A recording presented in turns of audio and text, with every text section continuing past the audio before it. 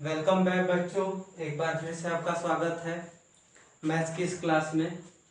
तो बच्चों, कल हम क्लास 12th में मैट्रिक्स और डिटर्मिनेंट पढ़ रहे थे। उसी को कंटिन्यू करते हुए आज कुछ और चीज़ों को सीखेंगे। तो पहले 1 मिनट में रिवाइज करा देते हैं सारे कॉन्सेप्ट जो हैं मैट्रिक्स के, जो कल के वीडियो में हमने क्या क्या पढ़ा था। तो सबसे पहले मैट्रिक्स की डेफिनेशन पढ़ी थी कि किसी भी नंबर को अगर रेक्टेंगल में कर देते हैं और लिखते हैं तो उसको हम लोग मैट्रिक्स कहते हैं। फिर हॉरिजॉन्टल वाली लाइंस को हम लोग रो कहते हैं, वर्टिकल वाली लाइंस को कॉलम कहते हैं। किसी भी मैट्रिक्स को कैपिटल लेटर से दिखाते हैं और उसमें जो नंबर होते हैं उनको एलिमेंट्स कहते हैं, उनको स्मॉल लेटर से दिखाते हैं। उसके बाद लास्ट टॉपिक जो हमने पढ़ाया था वो था कि अगर एलिमेंट दिए हैं तो कैसे आप एलिमेंट्स के बेसिस पे आप मैट्रिक्स का कंस्ट्रक्शन करेंगे। यहाँ तक कल हम लोगों ने सीख लिया था। एक क्वेश्चन भी मैंने दिया था होमवर्क के रूप में। मैं उम्मीद कर रहा हूँ कि सब लोग उसको बना लिए होंगे। उस क्वेश्चन को डिस्कस करेंगे थोड़ी देर बाद, लेकिन पहले कुछ नए कॉन्सेप्ट सीख लेते हैं। और जो कल की क्लास में नहीं थे या जो कल का वीडियो नहीं देख पाए, वो कल का वीडियो पहले देख लें, तभी ये चीज़ें जो आज कराई जा रही हैं वो समझ में आएगा। तो चलिए आज की क्लास स्टार्ट करते हैं। तो जैसा कि यहाँ पे लिखा हुआ है, आपको दिख रहा होगा कि ये लिखा हुआ है टाइप्स ऑफ मैट्रिसेस। मतलब आज हम मैट्रिक्स के टाइप के बारे में पढ़ेंगे। तो मैट्रिक्स तो वैसे बहुत सारे हैं, लेकिन जो आपके सिलेबस में है बस उन्हीं को यहाँ पे हम डिस्कस करेंगे। सबसे पहले लिखा हुआ है रो मैट्रिक्स। तो रो मैट्रिक्स क्या होता है कि ऐसा मैट्रिक्स जिसमें केवल एक रो हो, यानी कि एक रो वाले मैट्रिक्स को ही क्या कहते हैं हम लोग, रो मैट्रिक्स। एग्जाम्पल के लिए मैंने 2 एग्जाम्पल दिया है। तो यहाँ पे देखिए, इसमें केवल एक हॉरिजॉन्टल लाइन आप खींच सकते हैं, यानी कि इसमें कितना रो होगा, बस एक रो होगा। और कल बताया था कि जब भी मैट्रिक्स लिखते हैं तो पहले रो लिखेंगे, उसके बाद कॉलम लिखते हैं। तो कॉलम लिखने के लिए बताया था वर्टिकल लाइन खींचना है, यानी कि एक वर्टिकल लाइन ये, एक वर्टिकल लाइन ये, एक वर्टिकल लाइन ये, यानी कितनी वर्टिकल लाइन हो गई, 3 वर्टिकल लाइन हो गई। ठीक। फिर इसी तरीके से, यानी इस मैट्रिक्स का जो ऑर्डर होगा वो 1 क्रॉस 3 का होगा, यानी इसमें 1 रो होगा और 3 क्या होगा, कॉलम होगा। इसी तरीके से यहाँ पे भी 1 रो है और कितने कॉलम है, 3 कॉलम। आप 2 कॉलम का भी एग्जाम्पल ले सकते हैं। जैसे अगर हम दें तो ये 1 है, ये 3 है, तो इसमें रो कितना है, 1 है, और कॉलम कितना है, 2 है। तो रो मैट्रिक्स क्या होता है, जिसमें एक रो हो। कॉलम मैट्रिक्स में आते हैं तो जैसे रो मैट्रिक्स में एक रो होता था, उसी तरीके से कॉलम मैट्रिक्स में एक कॉलम होगा। रो जितना मन उतना हो सकता है। तो यहाँ पे क्या है, एक कॉलम है, और रो के लिए क्या करते हैं, हॉरिजॉन्टल लाइन खींचते हैं। तो हॉरिजॉन्टल लाइन कितनी खींची जा सकती है, 3। तो 3 रो हो गए और कितने कॉलम हो गए, एक कॉलम हो गए। फिर इसी तरह से इसमें है 3 रो है और एक कॉलम। एक एग्जांपल और आप ले सकते हैं कि मान लीजिए हम ऐसे ले लेते हैं। तो यहाँ पे क्या हो गया, आपका 2 रो हो गया और कॉलम क्या हो गया, एक कॉलम हो गया। तो कॉलम मैट्रिक्स क्या होगा, ऐसा मैट्रिक्स जिसमें केवल एक कॉलम हो। अब स्क्वायर मैट्रिक्स, तो बच्चों ये इंपॉर्टेंट है क्योंकि इसी पे पूरा चैप्टर बेस्ड है। मतलब स्क्वायर मैट्रिक्स पे ही पूरा चैप्टर बेस्ड है। तो स्क्वायर मैट्रिक्स क्या होता है, ऐसा मैट्रिक्स जिसमें जितना नंबर रो का होगा उतना ही कॉलम का होगा। यानी कि अगर 2 रो है तो 2 कॉलम भी होने चाहिए, 3 रो है तो 3 कॉलम भी होने चाहिए। तो जैसा कि यहाँ हम देख पा रहे हैं, यहाँ पे 2 हॉरिजॉन्टल लाइन खींची जा सकती है, यानी 2 रो, 2 वर्टिकल लाइन खींची जा सकती है, यानी 2 कॉलम।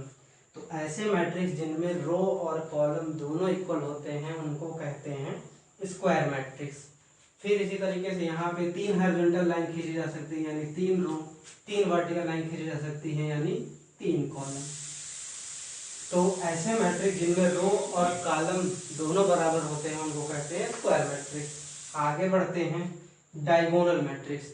तो जैसे इस अब जो भी चीजें डिस्कस होंगी वो स्क्वायर मैट्रिक्स के बेसिस पे डिस्कस होंगी, क्योंकि हमको स्क्वायर मैट्रिक्स ही पढ़ना है। तो हमने लिखा है कि अब देखिए जैसे कि ये स्क्वायर मैट्रिक्स है, तो इसमें ये जो एलिमेंट होते हैं, जैसे अगर हम लिख दें 2x2 में, ये एग्जाम्पल हम लिख रहे हैं, तो ये जो एलिमेंट होते हैं इनको बोलते हैं डायगोनल एलिमेंट। ये क्या बोले जाते हैं आपके? Diagonal element. उसी तरीके से इस वाले में -1, 4 और 7 को क्या बोला जाएगा? Diagonal element.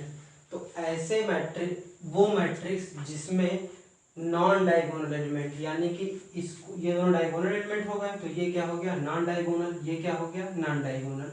तो वो मैट्रिक्स जिसमें नॉन डायगोनल एलिमेंट आपके 0 होते हैं उनको हम लोग कहते हैं डायगोनल मैट्रिक्स। यानी कि अगर हमने ये मैट्रिक्स लिया, ये 2x2 का है और ये 3x3 का है, इसमें डायगोनल एलिमेंट क्या होगा? ये क्रॉस वाले। तो ये दोनों क्या है? नॉन जीरो हैं, बाकी जो एलिमेंट बचे वो क्या है? 0 है। जैसे ये डायगोनल हो गया, ये डायगोनल एलिमेंट हो गए, इसको छोड़ के जो भी एलिमेंट बचेंगे वो आपके क्या हो जाएंगे? अगर 0 हो जाएंगे तो उनको क्या करेंगे? डायगोनल मैट्रिक्स कहेंगे। मतलब वो मैट्रिक्स जिसमें डायगोनल को छोड़ के जो भी एलिमेंट होगा वो 0 हो जाएगा, तो उसको आपको कहेंगे डायगोनल मैट्रिक्स।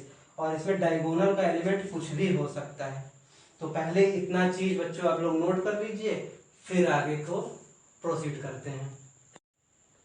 ठीक है बच्चों, तो मैं उम्मीद करता हूँ कि जिन बच्चों को स्क्रीनशॉट लेना होगा उन्होंने ले लिया होगा, जिसको लिखना होगा वो लिख लिए होंगे। अच्छा तो यही होगा कि अगर आप लिख लें, जिससे वो रहेगा कि क्लास के साथ साथ आप चल रहे हैं। तो डायगोनल मैट्रिक्स तक पढ़ चुके थे, आगे अब देखते हैं स्केलर मैट्रिक्स। तो ये वो मैट्रिक्स है जिसमें डायगोनल का एलिमेंट एक फिक्स नंबर होगा। मतलब अगर 2 लिखें तो दोनों जगह 2 होना चाहिए इस 2x2 के मैट्रिक्स में, और अगर 3x3 का है मैट्रिक्स तो उसमें सेम नंबर होना चाहिए था। जैसे कि प्रीवियस डायगोनल में हम लोगों ने क्या देखा था? डायगोनल में कि ये नंबर कुछ भी हो सकते हैं, बस नॉन डायगोनल एलिमेंट 0 होने चाहिए थे। लेकिन स्केलर मैट्रिक्स में बस एक चीज इंपॉर्टेंट और हो जाती है कि अगर यहाँ पे 1 लिखा है या यहाँ पे 2 है तो यहाँ भी 2 होना चाहिए। फिर इसी तरीके से अगर 3x3 का करेंगे तो अगर 4 है, 0 है, तो यहाँ पे 4 के अलावा दूसरा नंबर नहीं लेंगे, 4 ही लेंगे, तभी वो स्केलर मैट्रिक्स होगा, नहीं तो कुछ और हो जाएगा। एक चीज बच्चों और समझ लीजिए कि जैसे ये डायगोनल एलिमेंट है तो इसी तरीके से ये भी डायगोनल एलिमेंट होंगे। लेकिन हम लोग पैटर्न ये है कि इस साइड से ही लेते हैं, इसी वजह से आपका ये वाला डायगोनल देखा जाएगा। लेफ्ट टू राइट के कारण यही वाला अप्रोच करते हैं। तो स्केलर मैट्रिक्स क्या होगा कि वो मैट्रिक्स जिसमें डायगोनल एलिमेंट क्या होंगे? सेम। तो जैसे इसमें 2 था तो इसमें भी 2 है, इसमें -7 है तो सब में -7 होगा। अब आते हैं आइडेंटिटी मैट्रिक्स। ये बहुत इंपॉर्टेंट है, आपका मोस्ट इंपॉर्टेंट है, हर जगह आपको देखने को मिलेगा। तो आइडेंटिटी मैट्रिक्स भी एक तरह का डायगोनल मैट्रिक्स है जिसमें जो डायगोनल के एलिमेंट होंगे वो ऑलवेज 1 होंगे। ऑलवेज क्या होंगे? 1 होंगे। यानी कि डायगोनल मैट्रिक्स के सारे एलिमेंट क्या होंगे? 1। तो डायगोनल मैट्रिक्स क्या था कि जिसमें कोई भी एलिमेंट हो सकता था अलग अलग। स्केलर में क्या होगा? एलिमेंट सेम होंगे। और आइडेंटिटी में क्या हो जाएगा? कंपल्सरी 1 ही होना चाहिए। यानी कि ये 2x2 में तो इस 1 के अलावा कुछ नहीं और रखेंगे, नहीं तो वो स्केलर में कन्वर्ट हो जाएगा या फिर डायगोनल मैट्रिक्स में। अगर डायगोनल एलिमेंट केवल और केवल 1 है तब वो आपका क्या हो जाएगा? Identity matrix. ये 3x3 का है। अब आइडेंटिटी मैट्रिक्स को हम लोग डिनोट करते हैं आई से, यानी कि आई से लिखा जाता है। अगर हम कैपिटल में आई लिख देंगे तो वो दिखाएगा कि आपका आइडेंटिटी मैट्रिक्स है, और यहाँ पे भी आई से लिखते हैं। अब अगर कोई ऐसे लिख दे तो इसका ये मतलब है कि हमको आइडेंटिटी मैट्रिक्स लिखना है, और किस ऑर्डर का लिखना है? 2x2 का लिखना है। यानी कि अगर हमको कोई लिख देगा कि I 2x2 तो इसके ये लिख देगा तो हम क्या समझेंगे? तो हम समझेंगे बच्चों कि ये आइडेंटिटी मैट्रिक्स है जिसके डायगोनल एलिमेंट क्या हैं? 1 1 है। और अगर कोई ऐसे लिख देगा I3×3, तो इसका ये मतलब है कि ये आइडेंटिटी मैट्रिक्स है जिसके एलिमेंट आपके 1 0 0 0 1 0 0 0 1 है। इसको आप ऐसे याद कर सकते हैं कि पहले 100 है, फिर 10 है, फिर 1 है। तो ये सिंबल याद रखिएगा, काफ़ी इम्पोर्टेंट है। फिर आगे चलते हैं नल मैट्रिक्स या जीरो मैट्रिक्स। तो ऐसे मैट्रिक्स जिसमें सारे एलिमेंट आपके जीरो हो, डायगोनल नॉन डायगोनल सारे एलिमेंट जीरो हो, तो उनको कहते हैं नल मैट्रिक्स। और नल मैट्रिक्स को ही जीरो मैट्रिक्स कहते हैं और इसको ओ से दिखाते हैं या जीरो से दिखाते हैं, कैपिटल जीरो से, तो हम उसको कहेंगे जीरो मैट्रिक्स। तो पहले इन तीनों में यानी डायगोनल, स्केलर और आइडेंटिटी मैट्रिक्स में डिफरेंस हम समझ लेते हैं। उसके बाद फिर आप नोट करिएगा या फिर स्क्रीनशॉट ले लीजिएगा। तो डायगोनल मैट्रिक्स में क्या होता है, नॉन डायगोनल एलिमेंट जीरो होते हैं और डायगोनल में एलिमेंट कुछ भी हो सकता है। स्केलर में क्या होता है, नॉन डायगोनल एलिमेंट जीरो होते हैं, डायगोनल एलिमेंट सेम होते हैं। आइडेंटिटी मैट्रिक्स में क्या होता है, डायगोनल एलिमेंट ऑलवेज 1 होते हैं और नॉन डायगोनल एलिमेंट क्या होते हैं, जीरो। और नल मैट्रिक्स क्या होता है, सारे एलिमेंट 0 0 होते हैं।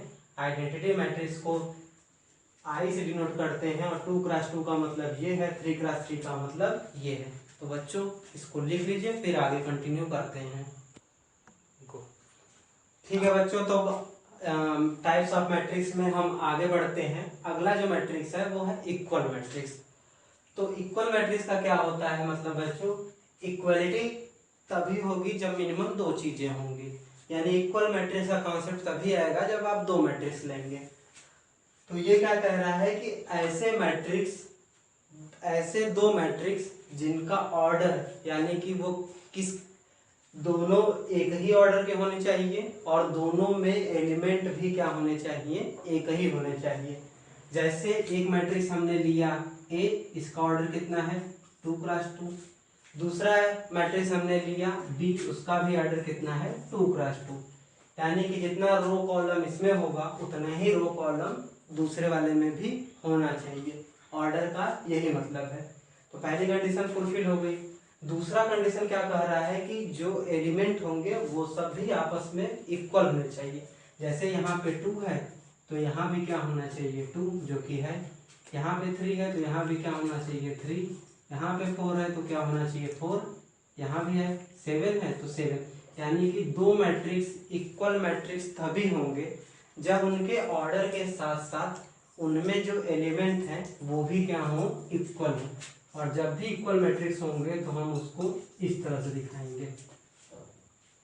अब बच्चों इस इक्वल मैट्रिक्स के कॉन्सेप्ट पे आपको क्वेश्चन आ जाते हैं 1 मार्क्स में और कभी कभी 2 मार्क्स में आ जाते हैं।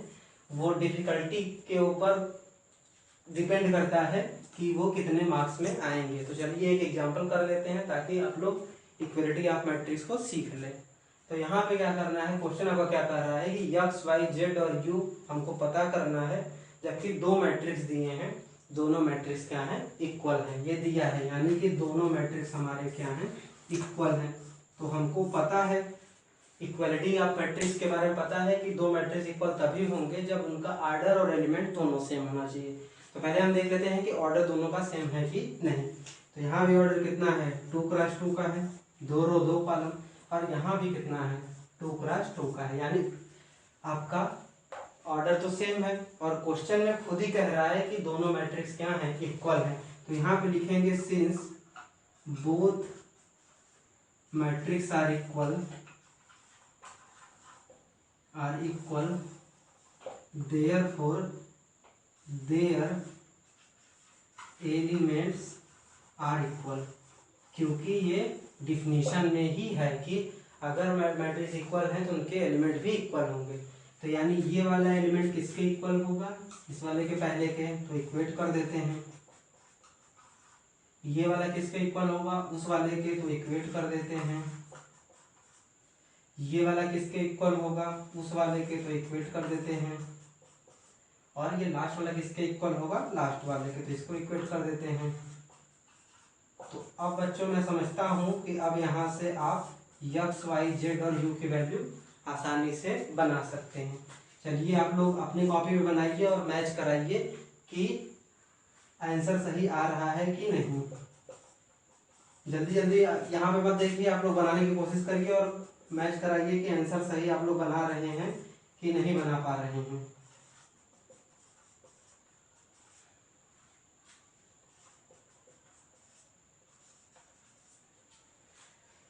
तो मैं उम्मीद करता हूँ कि आप लोग अपने कॉपी पे क्वेश्चन को बनाए होंगे और आंसर आप लोग भी यही पा रहे होंगे। तो बच्चों अब हमने इक्वालिटी पढ़ लिया, टाइप्स पढ़ लिया, अब हम आगे बढ़ते हैं ऑपरेशन या फिर अलजेब्रा ऑफ मैट्रिसेस। तो अलजेब्रा का सिंपल सा मतलब है बेसिक ऑपरेशन जो होते हैं, जो कांस्टेंट और वेरिएबल पे आप लोग अप्लाई करते हैं। जैसे बेसिक ऑपरेशन आपके क्या होते हैं, प्लस माइनस मल्टीप्लिकेशन डिवीजन, तो इन्हीं को हम लोग क्या कहते हैं, अलजेब्रा कहते हैं।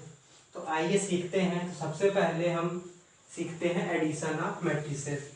तो यहाँ पे बच्चों मैंने सारा जो मैट्रिक्स लिया है और ऑपरेशन किया है सब 2x2 पे किया है। यही सारे जो कॉन्सेप्ट हम बताएंगे आगे वो 3x3 पे भी वैलिड होंगे। तो जैसे 2x2 के लिए प्रोसेस होगा वैसे ही सारी चीजें 3x3 के लिए भी होंगी। तो ये 2x2 का मैट्रिक्स है, ये भी 2x2 का। तो जितनी भी चीजें या जितना भी ऑपरेशन अब हम लोग करेंगे वो स्क्वायर मैट्रिक्स पे होगा। मैंने पहले ही कहा था कि स्क्वायर मैट्रिक्स भी हमारे सिलेबस में है, तो स्क्वायर मैट्रिक्स को लेके चलते हैं। तो जैसे ये ए दे दिया, ये बी दे दिया, अब हमको इसको प्लस करना है। फिर सब्ट्रैक्शन में ए दे दिया, बी दे दिया, हमको सब्ट्रैक्ट करना है। तो बस आपको इतना याद रखना है कि ऑर्डर दोनों का क्या होगा, सेम होगा, तब ऐड करेंगे, सब्ट्रैक्ट करेंगे। अब करते क्या है, तो ये अगर यहाँ पे जो एलिमेंट है इसी के करेस्पॉन्डिंग इस वाले एलिमेंट को इसमें क्या करेंगे, प्लस करेंगे, तो a प्लस बी आ जाएगा। यानी कि 4 के करेस्पॉन्डिंग वहाँ पे जो एलिमेंट है वो इसमें ऐड होगा, 8 के करेस्पॉन्डिंग वहाँ जो एलिमेंट है उसमें ऐड होगा। मतलब एडिशन करेंगे दोनों मैट्रिक्स के करेस्पॉन्डिंग एलिमेंट्स के बीच। तो ये -3 था तो -3 प्लस -4 हो जाएगा। फिर 7 है तो इसमें प्लस करेंगे 2 में, मतलब करेस्पॉन्डिंग एलिमेंट्स का सम होगा। तो ये हो जाएगा 1, ये हो जाएगा 0, ये हो जाएगा -7, ये हो जाएगा 9। यानी कि जब भी आपको दो मैट्रिक्स को सम करना होगा तो आप उसके करेस्पॉन्डिंग एलिमेंट्स को सम करेंगे। उसी तरीके से अगर सब्ट्रैक्शन करना होगा तो करेस्पॉन्डिंग एलिमेंट्स का क्या करेंगे, सब्ट्रैक्शन करेंगे। जैसे -4 का सब्ट्रैक्शन किस में होगा, -2 में, -2 का सब्ट्रैक्शन किस में होगा, -4 में, -3 का सब्ट्रैक्शन किस में होगा, -8 में, और 7 का सब्ट्रैक्शन किस में होगा, 3 में। तो यहाँ से करेंगे तो ये आ जाएगा -2, ये हो जाएगा +2, ये हो जाएगा 5, ये हो जाएगा 4। तो इस तरह से हम एडिशन और सब्ट्रैक्शन कर सकते हैं। यानी कि आपको क्या करना है कि करस्पॉन्डिंग एलिमेंट से सम और सब्ट्रैक्शन होगा। अब ये बहुत इंपॉर्टेंट टॉपिक है कि किसी भी मैट्रिक्स में अगर आपको किसी नंबर से मल्टीप्लाई करना है, ये कांस्टेंट का मतलब क्या है कि नंबर है, या तो ये नंबर आपका प्लस हो सकता है या फिर क्या हो सकता है, माइनस हो सकता है, फ्रैक्शन भी हो सकता है। तो जैसे ये एक मैट्रिक्स दिया है A 2 -4 8 5 और हमको लिख दे 2A, यानी कि इस पूरे मैट्रिक्स का 2 टाइम्स निकालना है, लिख दे -3A, यानी इस पूरे मैट्रिक्स में एक कांस्टेंट -3 से इंटू हुआ है और इस वाले मैट्रिक्स में 2 से इंटू हुआ है। तो ये कैसे करेंगे, कैसे इसको पता लगाएंगे, तो सिंपली जो नंबर होगा मैट्रिक्स के पहले, जो नंबर होगा या जो कांस्टेंट होगा उस कांस्टेंट से मैट्रिक्स के हर एलिमेंट में इंटू कर देंगे। यानी कि 2 से A के हर एलिमेंट में इंटू कर देंगे। यानी 2 से 2 में करेंगे 4, 2 से -4 में करेंगे -8, 2 से 8 में करेंगे 16, 2 से 5 में करेंगे 10। फिर अगर हमको -3 निकालना है तो हम क्या करेंगे, मैट्रिक्स के पहले जो नंबर रहेगा या जो कांस्टेंट रहेगा उससे पूरे मैट्रिक्स के एलिमेंट में इंटू करते हैं। यानी -3 से इंटू करेंगे 2 में, कितना हो गया -6, -3 से करेंगे -4 में 12, -3 से करेंगे 8 में -24, -3 से करेंगे 5 में -15। तो ये बच्चों तीनों चीज़ें हमने सीख ली कि एडिशन करना होगा तो करस्पॉन्डिंग एलिमेंट्स को सम करेंगे, सब्ट्रैक्शन करना होगा करस्पॉन्डिंग एलिमेंट्स को सब्ट्रैक्ट करेंगे, किसी भी कांस्टेंट नंबर से मल्टीप्लाई करना होगा तो मैट्रिक्स के हर एलिमेंट में उस कांस्टेंट नंबर से क्या करेंगे, इनटू करेंगे। तो बच्चों अब ऑपरेशन के प्रोसेस को और आगे बढ़ाते हैं, अलजेब्रा को और आगे करते हैं। तो जो अगला टॉपिक है बच्चों वो बहुत इंपॉर्टेंट है और इसी पे पूरा बेस आगे का है। तो क्या है, अब हम क्या करेंगे, हमने प्लस सीख लिया, माइनस सीख लिया और किसी कांस्टेंट नंबर से मैट्रिक्स में इनटू करना सीख लिया। अब हम अगला जो कॉन्सेप्ट है वो सीखेंगे कि अगर दो मैट्रिक्स दिए हैं आपको तो आप उसको कैसे मल्टीप्लाई करोगे। तो इसके लिए बच्चों एक चीज़ आपको हमेशा याद रखना है कि मल्टीप्लिकेशन हमेशा अकर नहीं होता है, मतलब जरूरी नहीं है कि मल्टीप्लिकेशन हमेशा हो। उसके लिए आपको ये कंडीशन जो लिखी हुई है वो याद रखनी है कि दो मैट्रिक्स, मान लीजिए कि एक मैट्रिक्स मान लीजिए ए है और दूसरा मैट्रिक्स मान लीजिए बी है, तो इस मैट्रिक्स का कुछ ऑर्डर होगा, इस मैट्रिक्स का भी कुछ ऑर्डर होगा। मान लीजिए यहाँ पे रो होगा, ऑर्डर का मतलब रो बाई कॉलम, इसका भी मतलब वही है कि रो बाई कॉलम, ऑर्डर से ही मतलब है। तो बच्चों दो मैट्रिक्स में इनटू तभी हो पाएगा जब पहले वाले मैट्रिक्स का कॉलम दूसरे वाले मैट्रिक्स के रो से मैच खाएगा। यानी कि अगर इस वाले मैट्रिक्स का कॉलम जो है अगर वो इक्वल होगा दूसरे वाले रो के, तभी ए बी में मल्टीप्लाई पॉसिबल है, नहीं तो नहीं हो पाएगा। जनरल आपको समझ में नहीं आ रहा है तो इसके लिए एक दो पहले एग्जांपल देख लेते हैं। तो आपको बस इतना याद रखना है कि अगर आपको मल्टीप्लाई करना है मैट्रिक्स को तो पहले वाले मैट्रिक्स का कॉलम दूसरे वाले मैट्रिक्स के रो के बराबर होना चाहिए। अब जैसे पहला दूसरा करने में अच्छा नहीं लग रहा है तो अगर आपको ए पहले है और बी बाद में है तो इसको बोलते हैं प्री मल्टीप्लिकेटिव मैट्रिक्स, यानी जो पहले मल्टीप्लाई कर रहा है और जो बाद में मल्टीप्लाई करता है उसको कहते हैं पोस्ट मल्टीप्लिकेटिव मैट्रिक्स। तो आप इस तरह से भी कह सकते हैं, यानी कि पहले वाला जो मैट्रिक्स है उसका कॉलम दूसरे वाले मैट्रिक्स के रो के बराबर होना चाहिए, यानी प्री मल्टीप्लिकेटिव मैट्रिक्स का कॉलम पोस्ट मल्टीप्लिकेटिव मैट्रिक्स के रो के बराबर होना चाहिए। अब आइए इसको एग्जांपल समझते हैं। जैसे मान लीजिए एक मैट्रिक्स दिया है हमको 2x3 का और दूसरा मैट्रिक्स क्या दिया है, बी दिया है 3x1 का। अब अगर कोई पूछे कि ए से बी में इंटू हो पाएगा कि नहीं, तो आप क्या देखेंगे कि इसका कॉलम क्या है, इसका कॉलम कितना है 3 और इसका रो कितना है, इसका रो कितना है 3।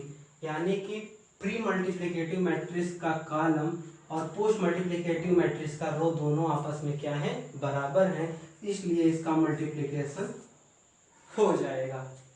पहले हम ये समझते हैं कि मल्टीप्लिकेशन होगा कि नहीं, फिर उसके बाद कैसे होगा उसको समझा जाएगा। फिर अगर कोई कह दे कि बी ए का मल्टीप्लिकेशन हो पाएगा कि नहीं, तो यहाँ पे ए प्री मल्टीप्लिकेटिव मैट्रिक्स था और यहाँ पे बी पोस्ट मल्टीप्लिकेटिव मैट्रिक्स था, लेकिन यहाँ पे कंडीशन चेंज हो गई है। यहाँ पे बी अब प्री मल्टीप्लिकेटिव हो गया है और ए क्या हो गया है, पोस्ट मल्टीप्लिकेटिव हो गया है। तो अब हम क्या करेंगे, इसका कॉलम देखेंगे तो इसका कॉलम कितना है, 3x1 है यानी 1 है, और इसका रो देखेंगे तो इसका रो कितना है, 2 है, यानी इसका कॉलम 1 है, इसका रो 2 है, दोनों बराबर नहीं है, इस वजह से बी ए का मल्टीप्लिकेशन नहीं हो सकता। फिर समझते हैं एक और एग्जांपल लेके ताकि आपको क्लियरिटी बनी रहे। आप लोग लिखते चलिएगा। तो एक एग्जांपल और लेते हैं फिर समझाते हैं। जैसे ए हमने लिया 3x1 मैट्रिक्स, 3x1 का, और ये ले लिया आपका 1x2 का। तो अब पहले देखते हैं कि इसमें मल्टीप्लिकेशन हो पाएगा कि नहीं, पहले यही हमको जानना चाहिए।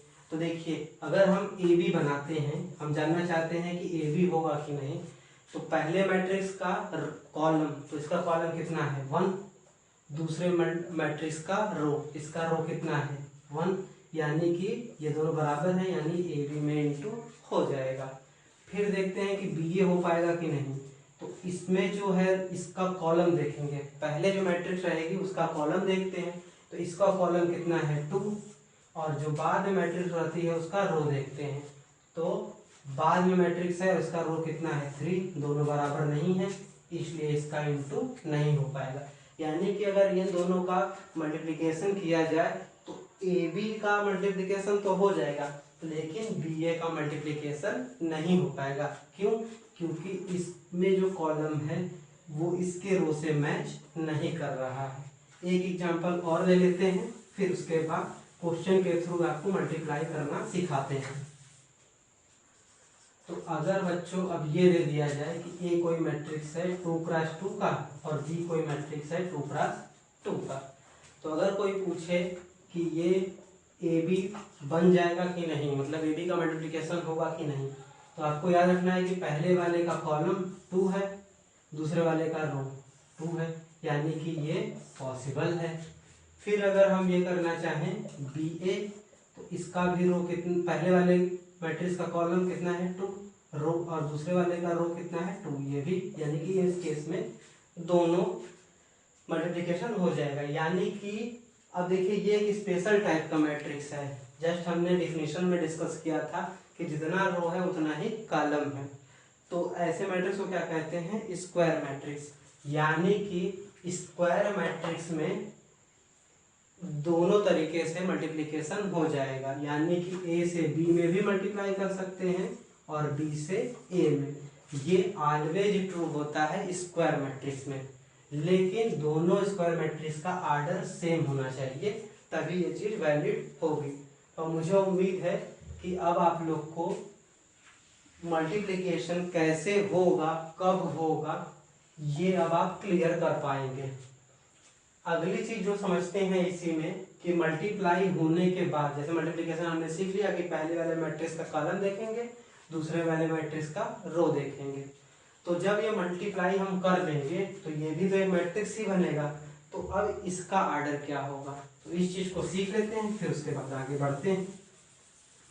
तो देखिए जैसे कि हमने ये एग्जांपल लिया था, ए मैट्रिक्स है 2x3 का, बी मैट्रिक्स है 3x1 का। तो ए बी तो हो गया, अब ये भी एक तरह का मैट्रिक्स ही होगा। तो अब इस मैट्रिक्स का आर्डर क्या होगा, मतलब इसमें कितने रो होंगे, कितने कॉलम। तो इसका लिखने का सबसे आसान तरीका है कि जो इसमें कॉमन चीजें हो थी, कॉमन नंबर क्या था 3 3, इसको आप हटा दीजिए और जो बच रहा है उसको लिख दीजिए, यानी कि इसका आर्डर क्या हो जाएगा 2x1 का हो जाएगा। एक एग्जांपल के थ्रू और समझते हैं कि इसका ऑर्डर है 2x3 और बी एक मैट्रिक्स है, ऑर्डर है इसका 3x1 का। तो अगर कोई पूछे कि ए बी का ऑर्डर क्या होगा, तो आप क्या करेंगे, कॉमन ये है, यानी जो चीजें इक्वल हो थी उसको आप हटा दीजिए। इसको थोड़ा सा चेंज कर देते हैं, मान लीजिए 3x3 का है, तो इसको क्या करते हैं, कॉमन चीज को हटा देते हैं, तो ए बी का ऑर्डर कितना हो जाएगा 2x3 का। तो दो चीजें बच्चे फिर से ध्यान से सुनिए हमारे, कि पहला, जब भी हमको मल्टीप्लाई करना है तो जो पहले मैट्रिक्स होगा उसका कॉलम दूसरे वाले मैट्रिक्स के रो के बराबर होना चाहिए, तभी मल्टीप्लाई होगा, नहीं तो मल्टीप्लिकेशन नहीं हो सकता। दूसरा चीज, स्क्वायर मैट्रिक्स के केस में हमेशा मल्टीप्लिकेशन होगा दोनों तरफ से, मतलब अगर ए भी स्क्वायर मैट्रिक्स है सेम ऑर्डर का विथ बी, तो ऑलवेज ए बी और बी ए दोनों एग्जिस्ट करेंगे, मतलब ए भी वहां पे बन सकता है और बी ए भी बन सकता है। थर्ड चीज हमने ये बताई कि जब मल्टीप्लाई आप कर लेंगे तो जो नया मैट्रिक्स बनेगा उसका ऑर्डर क्या होगा। तो उसके लिए कॉन्सेप्ट ये है कि जो इक्वल था कॉलम जिस रो के, उन दोनों नंबर को क्या करिए आप हटा दीजिए, और जो बचता है वही वाला आपका क्या हो जाएगा, मैट्रिक्स का ऑर्डर हो जाएगा। तो अब हमने पहले ये समझ लिया कि कैसे कैसे मल्टीप्लाई होता है। अब बच्चों हम मल्टीप्लाई कैसे करते हैं ये सीखेंगे। तो मल्टीप्लाई करने के लिए बच्चों पहले ये क्वेश्चन नोट कर लीजिए, फिर उसके बाद हम मल्टीप्लिकेशन बताते हैं। ठीक है बच्चों, तो ये क्वेश्चन हमने लिया है, इसमें पूछ रहा है फाइंड ए बी और B A which is possible. मतलब अगर ए बी बन सकता है तो ए बी बनाइए, बी ए बन सकता है तो बी ए बनाइए, अगर दोनों बन सकता है तो दोनों बनाइए। तो हम इस एग्जाम्पल के माध्यम से बच्चों समझेंगे कि कैसे मल्टीप्लाई होता है। तो बस एक चीज आपको याद रखना है बच्चों कि मल्टीप्लाई होता है हमेशा रो बाई कॉलम, बस यही एक कॉन्सेप्ट है, आपको यही चीज ध्यान रखना है। तो रो किसका लेंगे, पहले वाले मैट्रिक्स का, कॉलम किसका लेंगे, बाद वाले मैट्रिक्स का। यानी आपको पहले वाले मैट्रिक्स का रो लेना है और उसको मल्टीप्लाई करना है दूसरे वाले मैट्रिक्स के कॉलम से। तो स्टार्ट करते हैं। तो सबसे पहले देख लेते हैं कि पॉसिबिलिटी किसकी है, यानी ये वाला पहले पोर्शन सॉल्व कर लेते हैं। तो देखिए ए का ऑर्डर कितना है, 2x2 दिया है, बी का ऑर्डर कितना है, 2x1 दिया है। तो देखिए अगर हम ए बी लिखना चाहेंगे तो इसका कॉलम इसके रो के इक्वल है, यानी कि ए बी को हम बना सकते हैं, यानी ए बी में मल्टीप्लाई हो जाएगा। अब देखते हैं अगर बी ए लिखेंगे तो बी ए हो पाता है कि नहीं। तो बी का ऑर्डर कितना है, 2x1 और इसका ऑर्डर कितना है, 2x2। तो यहाँ पे देखिए कॉलम कितना है, 1 है, यहाँ पे रो कितना है, 2 है, दोनों नॉट इक्वल है, इसीलिए बी ए का मल्टीप्लिकेशन आप नहीं कर पाएंगे। अब उसको उम्मीद है कि अब आपको ज़्यादा क्लियरिटी हो रही होगी, यानी यहाँ पे ए बी ही बना पाएंगे, बी ए नहीं बना पाएंगे। तो चलिए बनाते हैं ए बी कैसे बनाएंगे। तो देखिए ए को पहले लिख लेते हैं। तो क्या है, 2 है, 4 है, 3 है, -1 है, और बी क्या है आपका -4 -3। तो स्टार्टिंग में जब भी आप मल्टीप्लाई करिए तो दोनों मैट्रिक्स को एक साथ लिख लिया करिए, यानी पहले ए आएगा। स्टार्टिंग में जब तक आप अच्छे से सीख नहीं जाते हैं, जब सीख जाएंगे तो उसके बाद इसको लिखने की जरूरत नहीं पड़ेगी आपको। तो अब आपको याद रखना है कि मल्टीप्लाई कैसे करेंगे। तो जो हमने स्टार्टिंग में बताया था कि रो बाय कॉलम, तो किसका रो, पहले मैट्रिक्स का रो, किसका कॉलम, दूसरे मैट्रिक्स का कॉलम, उसको इंटू करना है। तो देखिए सबसे पहले क्या करिए, ये रो लीजिए। इसको करने से पहले एक चीज और क्लियर कर लेते हैं कि ये जो ए बी बनेगा इसका ऑर्डर क्या होगा, ताकि क्वेश्चन को करने में क्लियरिटी रहेगी। तो ए बी जो बनेगा, तो हमने कहा था कि नए वाले मैट्रिक्स का अगर आपको ऑर्डर बताना होगा तो जो कॉमन चीज है उसको आप हटा देंगे। तो कॉमन चीज क्या थी, 2 था, हटा देंगे, यानी ये जो अब नया मैट्रिक्स बनेगा इसका ऑर्डर क्या होगा, 2x1 का। तो आगे बढ़ते हैं और करते हैं, यानी कि इसमें 2 रो होंगे, 1 कॉलम होंगे। तो हमने क्या किया, रो बाय कॉलम कह रहे हैं। तो आप क्या करोगे, पहले मैट्रिक्स का रो ले लोगे और दूसरे मैट्रिक्स में केवल एक ही कॉलम है, तो इस रो का इसके कॉलम से क्या करेंगे, इंटू करेंगे। और जब भी इंटू करेंगे तो करेस्पॉन्डिंग एलिमेंट का करेस्पॉन्डिंग एलिमेंट में इंटू करेंगे। जैसे 2 का इंटू होगा किसमें, -4 में, और इंटू करने के बाद एक एलिमेंट का दूसरे से प्लस कर देंगे, प्लस करेंगे। 4 का इंटू होगा किसमें, -3 में। अब इसमें एक ही कॉलम था तो इसी वजह से बस एक ही कॉलम आएगा। तो यहाँ पे रो लिया, यहाँ पे कॉलम कर दिया, और अगर इसी के आगे एक कॉलम और होता तो फिर उसका रो का उस कॉलम से करते हैं। अभी पहले इस क्वेश्चन में इतना ही रखते हैं, फिर आगे के एग्जाम्पल से और आपको बताएंगे। यानी हो गया पहले रो का पहले कॉलम से, फिर यही चीज करनी है दूसरे रो का पहले कॉलम से। तो यहाँ पे क्या करेंगे, 3 के करस्पॉन्डिंग एलिमेंट कितना है, -4, फिर प्लस करेंगे इंटू करने के बाद, फिर -1 है, -1 के करस्पॉन्डिंग एलिमेंट उसमें कितना है, -3, इंटू कर दिया। बस याद रखना है पहले रो लेना है, पहला कॉलम लेना है, फिर पहला एलिमेंट इसका, पहला एलिमेंट इसका इंटू करना है, प्लस दूसरा एलिमेंट इसका, दूसरा एलिमेंट इंटू करना है। उसी तरीके से अब इसमें और अधिक रो नहीं है, इसमें अधिक कॉलम नहीं है, तो बस यहीं पर रुक जाएंगे। फिर यही प्रोसेस यहाँ से करना है, ये -1 है। अब ये तो सिंपल ऑपरेशन है, आपको आता है तो कर देते हैं। तो ये कितना हो गया, -8 -12, ये हो गया -12 + 3, तो ये कितना हो जाएगा, -20 और -9। तो देखिए इस मैट्रिक्स का ऑर्डर कितना आया, इसमें 2 रो है और 1 कॉलम है, जो कि हमने बिना कैलकुलेट किए यहाँ पे बता दिया था। तो ये बच्चों हो गया ए बी मल्टीप्लिकेशन। अब एक एग्जांपल लेके आपको और क्लियर करते हैं। ठीक है बच्चों, तो एक और एग्जांपल लेते हैं ताकि आपको क्लियर हो जाए। तो यहाँ पे फिर क्वेश्चन हमने लिया, फाइंड ए बी और B A which is possible. मतलब या तो ए भी बन पाएगा या बी ए। तो देख लेते हैं बच्चों। तो ए का देखिए यहाँ पे क्या ऑर्डर है 2x2 का, और बी का यहाँ पे क्या ऑर्डर है 2x3 का, यानी इसमें 2 रो और 3 कॉलम है। ठीक है, तो अब अगर हम ए बी करना चाहेंगे तो इसका क्या हो गया 2x2 और 2x3, तो इसका कॉलम इसके रो के क्या है इक्वल है, यानी कि ए बी पॉसिबल है, यानी ए बी हम सॉल्व कर सकते हैं। अब फिर ए बी का ऑर्डर क्या होगा, तो हमने कहा कि कॉमन चीजों को आप हटा दीजिए। तो आपके पास कॉमन चीजें क्या थी 2 2, तो हटा दिया, यानी जो नया मैट्रिक्स बनेगा उसका ऑर्डर क्या था, क्या रहेगा 2x3 का। अब देखते हैं बी के बारे में क्या हालचाल है। तो बी है 2x3 का, ए है 2x2 का, तो यहाँ पे कॉलम 3 है, यहाँ पे रो 2 है, अनइक्वल है, यानी बी ए सॉल्व नहीं कर पाएंगे। तो सबसे पहले बच्चों जब भी आप करिएगा तो ये चीज पहले देख लीजिएगा कि मल्टीप्लाई हो पा रहा है कि नहीं। पता चले कि मल्टीप्लाई हो भी ना और आप रो बाई कॉलम लगाने लगे, तो इस चीज को आप देख लीजिएगा। तो अब समझते हैं कि मल्टीप्लाई कैसे करेंगे, क्योंकि प्रीवियस वाले क्वेश्चन से उतना क्लियर नहीं हो पाया। एक क्वेश्चन से और क्लियर कर लेते हैं।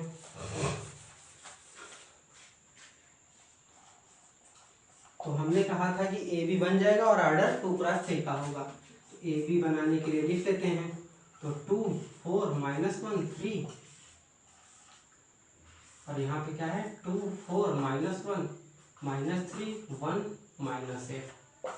ठीक, तो बच्चों बस यही चीज याद रखना है कि पहले मैट्रिक्स का रो दूसरे मैट्रिक्स के कॉलम से इंटू होगा। तो इसका पहला रो क्या है 2 4, ये किससे इंटू होगा 2 और -3 से, इन दोनों से इंटू होगा। तो पहले करते हैं। तो 2 से इंटू होगा पहले 2 में, प्लस करेंगे 4 से इंटू होगा किसमें -3 में। ठीक, फिर अब इस 2, 4 को लेंगे, इसका कॉलम हो गया। अब अगले कॉलम की तरफ बढ़ेंगे, तो इस रो का फिर करेंगे अगले वाले कॉलम के साथ। तो 2 का होगा इंटू किसमें 4 में, प्लस 4 का किसमें होगा 1 में, ये हो गया, यानी फर्स्ट रो का सेकंड कॉलम से हो गया। अब फिर चलते हैं, तो फिर ये रो रहेगा और कौन सा कॉलम रहेगा थर्ड वाला, यानी कि 2 इंटू होगा -1, प्लस लगाएंगे 4 होगा इंटू -1, यानी आपको क्या करना है पहले वाला रो ले लेना है, फिर दूसरे वाले मैट्रिक्स में जितना कॉलम रहेगा उसमें आपको इंटू करते जाना है।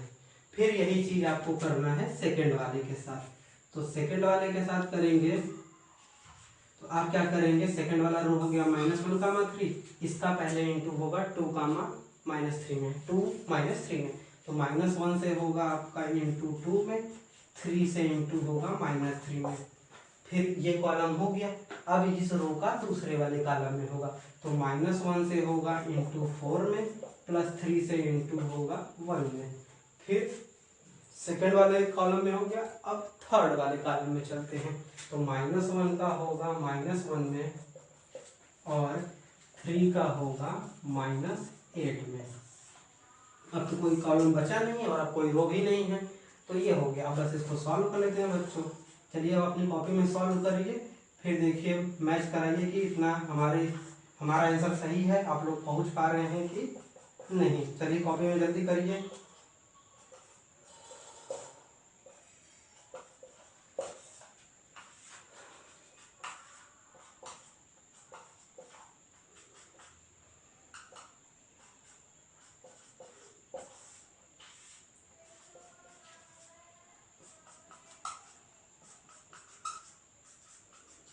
तो बच्चों मुझे पूरी उम्मीद है कि आप लोग जो आंसर हम लाए हैं वहाँ तक आप लोग पहुँचे होंगे, और मल्टीप्लिकेशन को ठीक से, दो मैट्रिक्स के मल्टीप्लिकेशन को आप ठीक से समझ पा रहे होंगे, और प्रैक्टिस करेंगे अभी क्वेश्चंस का, तो आपको और अच्छे से ये चीज़ आ जाएगी।